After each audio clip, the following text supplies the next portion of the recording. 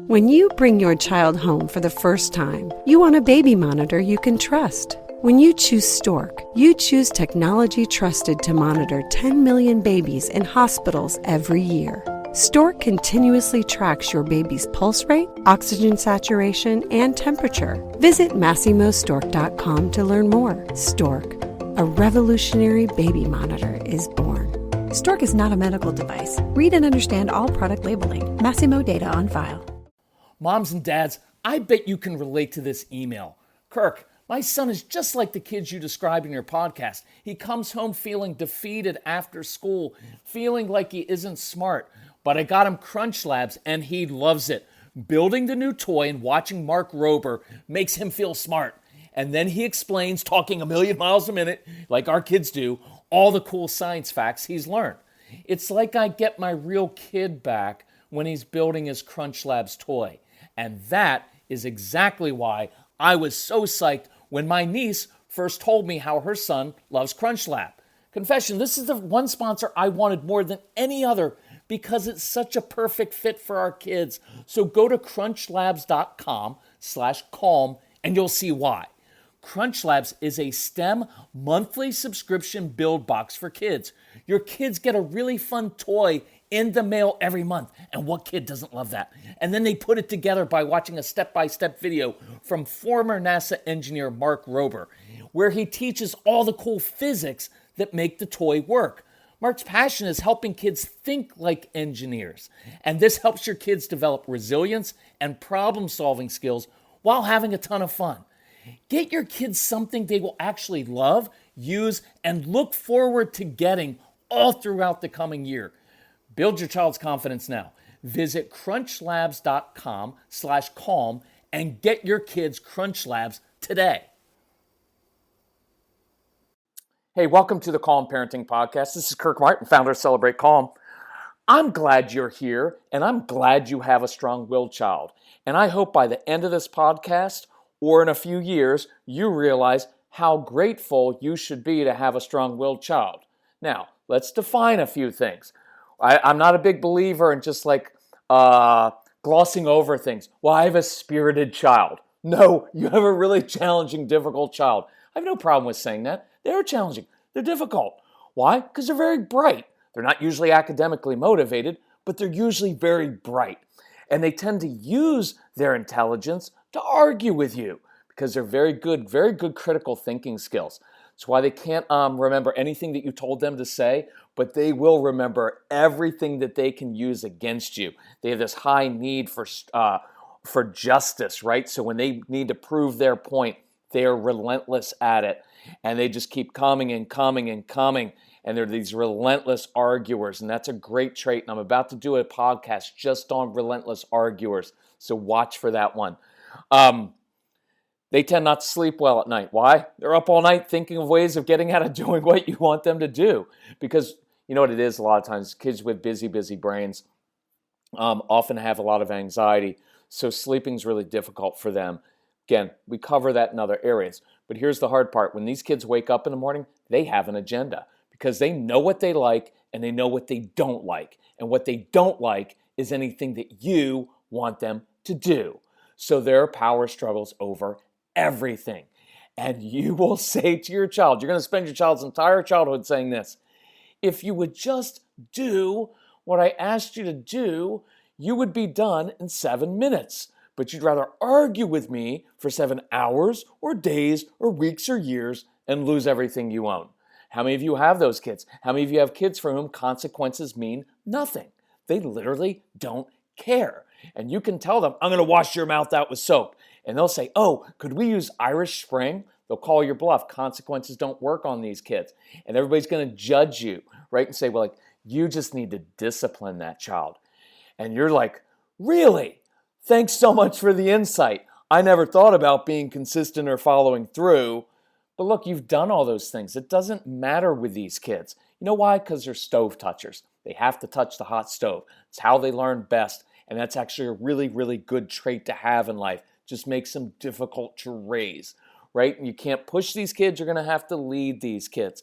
The consequences don't work, and so you're going to have to give them tools to succeed and do it in a different way.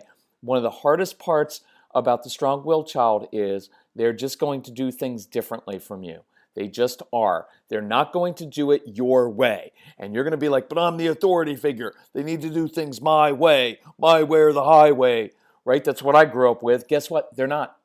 And if I could, I'd bet $1,000 on your 6-year-old. You know why? Because he will own you in every argument, because they don't give in and they will fight at you, and they're not going to do it your way. But if you learn to embrace this and you learn how their brains work and the way their hearts are made, you will find that these are the most awesome kids on the planet.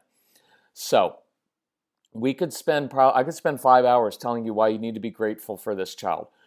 But I want to, why this came up was I was just thinking about, our kids, and we were going through some old documents here.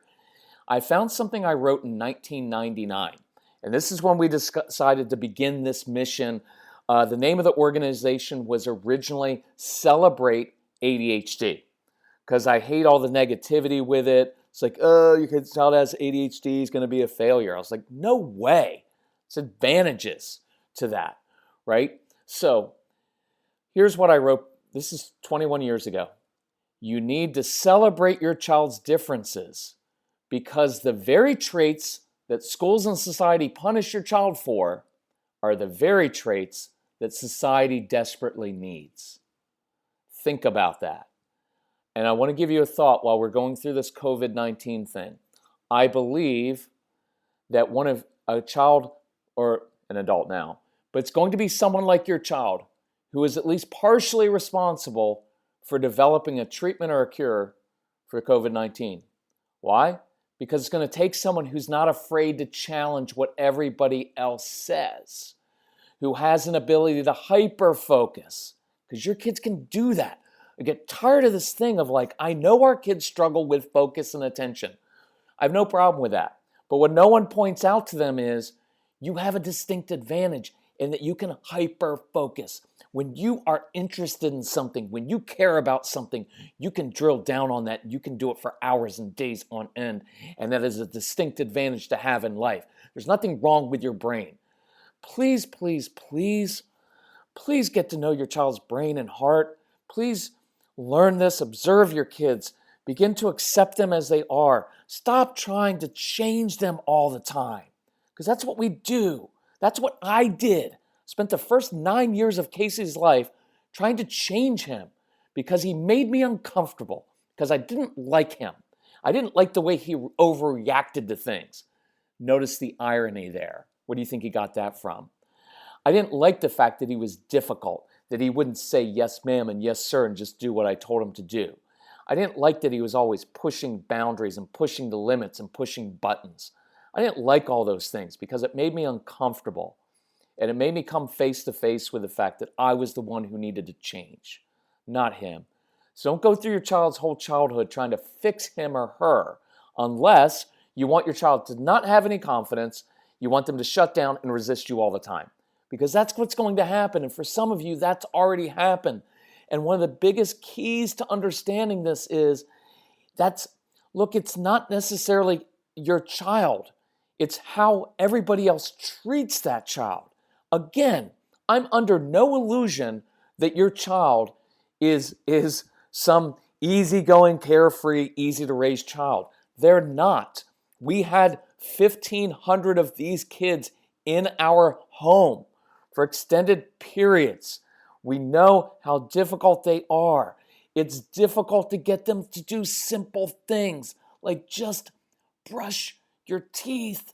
It's not that hard, right? Like I'm just asking you to put your shoes on. Like I bought you special shoes. You don't even have to tie them. They Velcro, right? Like I get it. It's hard. But don't make the mistake of spending, this is another insight. Don't make the mistake of spending 85% of your energy trying to fix what you think is wrong with your child. Because while you're doing that, look, nobody's successful in life because you fix all their weaknesses, because there are some things you can't fix. I want to spend 85% of your energy building on their strengths, building on their natural gifts, talents, and passions. That's what produces a confident individual who can take on anything in life, who, by the way, can be responsible for his own actions, because most of your kids won't be responsible for themselves. They're going to lie, they're going to make up things, right? And they're going to blame other people for their issues. Is that because they're horrible people? No. It's because when you don't feel good about yourself and you think everybody's trying to change you and you're the one who's always in trouble and it feels like you're swimming upstream in life, it's really hard to take responsibility for your actions without feeling like, guess what? I'm just a big dope and an idiot and a stupid kid. Why don't you just put me on lockdown and give me every consequence you can think of for the rest of my childhood? Because that's pretty much what happens, right? Isn't that true? That's what happens. So, we don't want that. So I want you to learn, and if you can embrace this, it will change who you are as a parent. If you will learn to see when your child triggers you, instead of reacting to your child, first look at yourself and realize, I'm only being triggered because I have that trigger. And if there's only one person in life that I can truly control, which is true, is myself, then maybe I should spend my time trying to control myself. And maybe if I worked on my own triggers, I would now be liberated. See, this child is going to liberate you from yourself, because you and I have control issues and we are riddled with anxiety over our child's future. Your two biggest enemies as a parent are not the school system, are not the current or a past or any future president.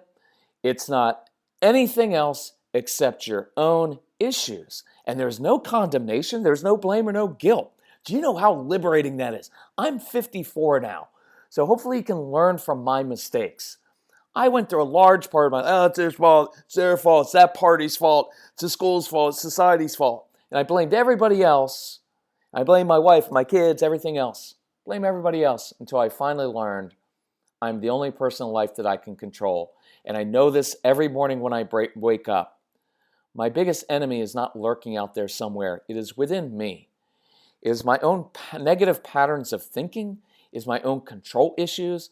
It is my own anxiety that trips me up every single time. Almost every single bad decision I make is based on stuff within inside of me. And here's why that's liberating, Mom and Dad. Because I can control that. I can change that. I can't change another person. If my happiness, success, however you want to define that, is based on trying to change or control or manipulate another person, two things will happen.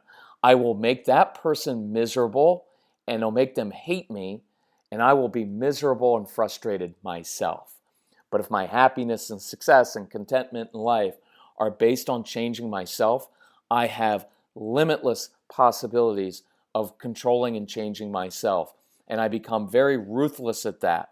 And I will promise you, the quickest way to change your child's behavior is to first control your own. I promise you the biggest problem you have in your home is not the strong-willed child. It is how you are interacting with that child. It is how you see that child. And once you begin to change how you view that child and you interact with and speak to that child, and I'm not talking about being sweet, right? I'm not talking about like, well, just give in. That doesn't work either. So I'm not talking about really, really sweet and having to walk on eggshells, not at all. But when you learn to be the calm, confident leader who can control yourself, this child will follow you, and you will find you love this child, and you will find that you can enjoy this child and appreciate these qualities. So let's get back to this. Why is someone like this? Why do we need this child? They can hyper-focus, and guess what else they can do? They see patterns. It's a huge insight. It's partly why your kids are so good at arguing with you. Why? Because they're good at tinkering with things. So they'll tinker with their Legos. They'll take things apart and not put it back together. And now they're tinkering with your brain because they know the last 43 times I said or did this, my mom reacted exactly this way. My dad reacted this way. And my siblings this way. So they see patterns. And they already know what your response is going to be before you even say it. They're good at chess. And what they're doing when they're arguing with you is they're moving you all over this little chessboard. They're moving you emotionally. And I know your response is going to be, well, that's mean, that's not nice. No, the real response is you're immature and you're allowing it because you're the grown-up. So stop taking it so personally. Well, after all I do for them, I'm not letting you get away with that. Look, please understand, none of this is condemning. There's no blame. There's no guilt. But I am tough on people because I'm ruthless with myself, because I don't want to leave you in this place of like coming and just giving you a hug, which you're not allowed to do anymore anyway. But I only want to give you a little virtual hug, right? And just say, I know it's so hard. Like there's value in that for a minute. And I want you to know you're not alone. You're not a bad parent. You didn't do anything wrong. But you need to change yourself. And if you want to be free from this, the key is not to change the strong-willed child, it's to change yourself. And that's liberating, right? So stop being so immature and stop using I do everything for my child, because that's just a manipulative tool that you use. Watch how awful this is. And look, it's out of a good heart in places, but here's what it is. Because I've done so much for you, you owe me. That's a nasty way to look at things, right? You don't realize we're doing it, but that's what it is, right? And for me as a dad, it was always my way or the highway, fear and intimidation. If it's good enough for my dad, it's good enough for my son. I'm the authority figure. And I hid behind every excuse I could, because the truth was, I needed my son to behave, and I needed my son to do what I wanted him to do, precisely because I couldn't behave myself. I couldn't even control myself. Watch this pattern thing. Why do you think your kids are so good at building with Legos? They see patterns. And if you understand that, it will help you in how you teach them, how they learn in school, and how you pick how they choose a profession, and how they get ahead in life. But if you don't know that, right? So I want you to know that. I want you to dig into this. If you have our CD programs, listen to them. Listen with your child. Look, many of you have decades of blinders on and all kinds of preconceived ideas, and you're not always going to get this stuff as quickly. I guarantee you put on the ADHD University or the Strong-Willed Child program for your kids and just play them in the background, let them listen. They're at home all the time. They don't have anything to do, right? And it's more valuable than school right now is them learning how their brains are wired and how to be successful in life by using what they're made of and accepting themselves. That would be huge. Let them listen.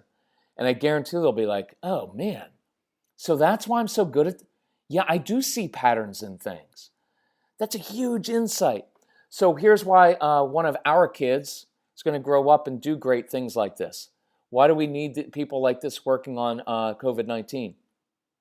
Because we need someone who's accustomed to being contrary. We need contrarian thinkers who are going to follow everybody else and who look at something and say, they're missing something. I think I want to go down a different path. Someone who doesn't seek social acceptance. It's going to be really hard for you moms and dads, especially those of you who are very, very social, because you're going to be like, oh, but my son must be so sad he doesn't have a lot of friends. Now, I don't want kids to not have any friends. And we go through that in our programs, how to help them with social skills. But don't miss this. Some of your kids don't want to have social acceptance. I personally thrive on being different. It's not just to be different, but I don't need it. I don't want to be like everybody else. If everybody else is saying, oh, you have to watch this movie, you just ruined it for me, and I'm probably not going to watch it. Right? Or read this book. It's the hot book. I don't want to do anything that's very fad, right? That's really hot right now. I want to do the weird thing. I want to do the thing from 1760 that I found, because I just found something. Watch, this is really cool. Hang on with me here just for a second. I'm reading this book about Lisbon and about the, roll with me here. This will be kind of interesting. So about the big earthquake that happened in 1755, because we were supposed to go speak there, but now it's delayed. So anyway, they completely reordered society afterwards because they got rid of the old thinking and a lot of the established stuff. Anyway, this was such a great quote. When they redid their education system, this is by, not going to mention the names because I can't read them. They're French dudes and stuff from 1760. But think about this. The true purpose of a young person's education is not that they should be perfect in a particular science, or I'd say particular subject, but rather to expose them to understanding and to provide them with the necessary tools to learn whatever it is to which they wish to apply themselves. Does that make sense? So it wasn't just to teach them, here's what you're supposed to know. It's to teach them how to think and to expose them to what they're naturally curious about. Those are your kids. Those are your kids. They're curious about stuff. And what we do their whole childhood, no. Don't be curious about this because you have schoolwork and homework and chores that have to do in this area. So no, don't do that. And you're really going to have to resist shutting them down because we want them to be able to explore and to be able to apply themselves to whatever they're curious about. So it goes on to say, this kind of liberty was inconceivable in the old religious-dominated system, which at that time was very, very closed down, which prized obedience over curiosity and doctrine over reason. Does that make sense? So they prized obedience over curiosity. And you can apply that to our schools, but I'm not judging the schools because we do it as parents, because it makes us very uncomfortable. So don't worry about that. We need kids who are, what else do we need? Who are a little bit impulsive. Why? Because look, when you get older, you stop being as impulsive. And guess what that means? You're not as curious and you're not as much of a stove toucher. We need kids to have and people to have a little bit of impulsivity to go down that rabbit hole and to go places other people aren't willing to go. We need someone who's completely obsessed with a singular subject or mission. That's who's going to solve this because they have to go deep, right? We all want, this is a big insight, parents, we want our kids to be good at everything. And we say those horrible things like you need to do your best at everything. No, you don't. That's not true. And it's a horrible thing to tell someone because you can't be good at everything. You have to be good at the right things and you have to prioritize. And your kids are largely wired to be very, very, very, very, very good, exceptional at a few things, but other things they're going to be horrible at. You have to get comfortable with that because the only person who's going to solve big problems is someone who's going to drill down and say, I'm going to go deep into this. Someone who, when motivated, can spend hours and days on end experimenting, finding holes in arguments, doing repetitive tasks over and over again, often without regard to hygiene, eating, or sleeping. Because those are your kids. We need people like this. And some of your kids are like that. They do the same thing again and again and again and again. And it drives you crazy. And we put labels on it like, oh, they're OCD. And I get that. But sometimes you need someone like that. Look, we need someone who doesn't get dissuaded when he believes he's on to something, even though other people are doubting him, who has that high need for justice and who has a big heart, because your kids do have big hearts, just not towards you, right? It may just be that civilization depends on a child like yours, one that school and society and even peers and parents often reject or castigate. I'm going to read what I wrote 21 years ago again. The very traits that schools and society punish your child for are the very traits that society desperately needs. See your strong-willed child in a different way. Accept him as he is. That's hard to do, but I want you to do it, and I want you to learn how his brain is made.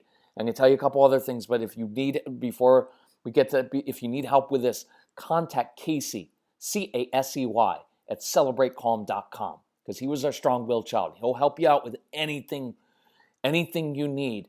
Go to celebratecalm.com. We have a big sale going on. We're doing this we're not going to call it the COVID-19 sale because that's a horrible name for a sale. I don't even know what we're calling it. But we're trying to get our tools and this insight because you've got to listen to the ADHD and the even if the child doesn't have it, it's insight into the child's brain. And the Strong-Willed Child program, help you do away with all the power struggles. All these programs we have, we are doing it as part of this because we know that families are struggling. We want to get the tools and the insights and the strategies in your hands. And so we've discounted everything and we've slashed everything, the prices. And we've already gotten I got a few emails from people who said, well, we bought it for this amount 3 months ago. What can we get? And I just said, have the programs helped you? Has it changed your relationship with your child? Has it changed? And they said yes. And I was just giving you a hard time, but it's worth every penny. So, but if you need help, go and look. We have slash prices on everything from all the CD programs to the marriage program to the No BS instruction manual. If you need help, email Casey and he'll put together a custom package. We can work with your budget. Doesn't matter to me. I just want you to have the tools, and I want you to change this about your child so you can see them in a different way. I want you to learn how to enter into the difficult parts of your child's personality and draw out the strengths. So you're going to have to do that. You're going to have to resist that urge to go and fix everything that's wrong and fix all the weaknesses. Instead, you're going to have to go in there and draw out the strengths. I'll give you another challenge. I want you to find a trait or within your child that irritates you, or a time of day that usually trips you up as a family. And I want you to enter into that. And I want you to be creative. And I want you to turn that into a bonding opportunity. One of my favorite things I do with parents is to take like morning routine, which is usually awful, and say, I want to take the most awful time of the day, whether it's homework time, dinner time, bedtime, morning routine time, and I want to flip that on its head and make that a time when you bond with your child. And you can do it, you just have to work on it, and you have to be creative, and we can show you how to do that. But here's the cool part, because when you start to bond with your child during that time, you're going to have memories that last forever, and you will have created connection with your child, and connection breeds compliance. Remember, it's relationships. I know I say this every podcast, but we have to drill this into our heads. Relationships change behavior. Relationships change society. Rules, consequences don't work for your kids, but relationships do, giving them tools to succeed instead of just giving consequences for failure. I want to encourage you to lead these kids instead of push, to reject arbitrary standards that have nothing to do with success in life. This time that you are away from regular schooling right now is a fantastic time to begin to really think, are we focused on the right things? Are we just in this headlong rush through childhood, signing my child up for all kinds of extracurriculars, taking him to tutors, doing this, taking on psychologists, all these different things, trying to fix him, trying to make him do homework every night, and we're not even questioning it or ask why we're doing anything. We just are in that headlong rush to get good grades and to get into the right schools. And maybe it's time to step back and think, what do we really want? And I'll encourage you, where we came out was, we just want a curious child who loves to learn. And if you keep that as your focal point, a lot of other things go by the wayside. What does it take for a curious child who loves to learn? That means sometimes we don't do homework, but we do follow our child's curiosity. And he's learning more doing that than he did by doing some things that are completely arbitrary. Does that make sense? None of this is easy. Your child's not easy. But if I was to ask your child, you know what they'd tell me? This popped in my head. Yeah, my parents aren't all that easy either, right? Your child is strong-willed and doesn't want to do what you say, and they're difficult and they're going to challenge everything. But part of the problem is that you're the same way, just in different ways, right? You may be a compliant rule follower who is a people pleaser and everybody really likes, but inside, you've got a lot of resentment, and you may have control issues because you want things done a certain way, and that makes you difficult. Or you've got a lot of anxiety and you lecture all the time, so you have a chance. Look, part of getting our programs is not just learning how to give your kids strategies to do well in school, to change them and stop the power struggles. It's to change who you are. I got this great thing on the, and I'll close up with this. When I posted this little thing on Facebook, a mom wrote and said, this changing my view has changed my life and my kids' lives. It's weird. That almost made me cry when I actually say it out loud. Changing my view has changed my life and my kids' lives. Like, this isn't just like, I don't know. It's not like, oh, we just got like ice cream, which is pretty cool because I love ice cream. This can actually change the trajectory. I sounded funny when I said that, didn't I? Trajectory. Change the trajectory of your kid's very life, how they feel about themselves, your life. You have a chance to change your family tree and to be liberated from the control issues and the anxiety and the perfectionism on all these things that hold you hostage in life. And so you get to change. It's cool. We want to help you change. So reach out to Casey, Casey at celebratecalm.com. If you want to call him, 888-506-1871. We will listen to you. We will find out about your family. We'll help you find the tools that you need to change your family and yourself, and we'll walk through this with you. Thank you for being open to this. Thank you for enjoying your strong-willed child, even though he or she is difficult, because we need these kids. Anyway, thank you guys so much. Talk to you later. Love you. Bye-bye.